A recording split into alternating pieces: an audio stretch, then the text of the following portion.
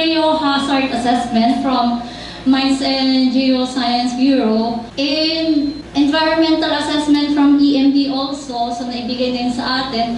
Kaya lang nga po ay noon nagtatakbo kami ng survey para po sa local access road. Tingin ko po lahat po ng members ng board ay hindi pa agree na i-diretso po natin yung project doon. Kasi yung magiging access road po, sabi po sa akin ng kasama kong engineer, is magpo-cost ng 100 million.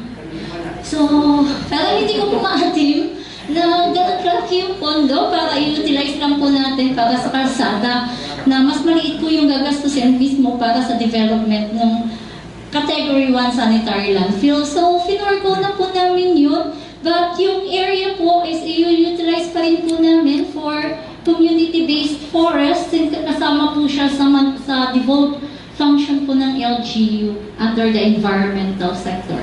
And yung ating magiging sanitary landfill na po, is yun po yung ginagawan ko na ng communication, papunta po sa regional director ng EMB, is dun po sa ating temporary residual containment area na rin po sa Sitio Tinungroy, Barangay Fatima. So, hihingi lang din po ulit namin yun ng geohazard assessment and environmental assessment po.